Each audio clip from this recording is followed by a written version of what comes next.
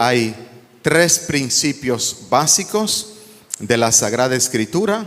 Es decir, la Sagrada Escritura tiene esos tres principios. La palabra de Dios es viva, la palabra de Dios es eficaz y la palabra de Dios es ex operatur, se dice en latín, es decir, tiene fuerza por sí misma. Tres ejemplos de cada uno.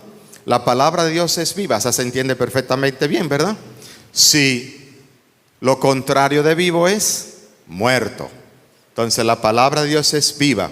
Y eso lo escuchamos cuando se lee la palabra, que uno siente, y es así, y así lo ha profesado la iglesia siempre, que es Dios mismo que te habla. Y tú sientes ese calibre de la palabra de Dios que penetra, que está viva y constante, y que es ahora, sobre todo eso, ¿sí? Que es ahora. Tú lees un texto del pasado, qué sé yo, de los años 70, y los que son un poquito más viejos, que conocen cierto lenguaje de esa época, te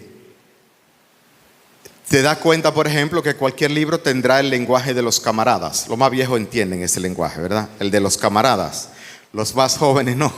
El lenguaje de los camaradas se refiere al lenguaje muy marcado de los años 60, 70, 80, por la izquierda dominicana, en caso de nuestro país, por la izquierda y por el marxismo, ¿verdad?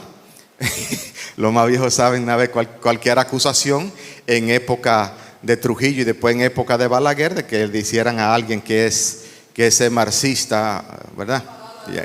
Camarada era una amenaza automáticamente, ¿sí? Entonces, uno lee un libro de esa época y uno se da cuenta que el lenguaje es un poco el lenguaje de los camaradas y que es un lenguaje de ese tipo revolucionario, entre comillas, diría yo. Uno lee la palabra de Dios y no, es como que te habla tan actual, que tiene una capacidad incisiva, es decir, de penetrar e iluminar ahora la realidad que tú y yo vivimos. La palabra de Dios es viva.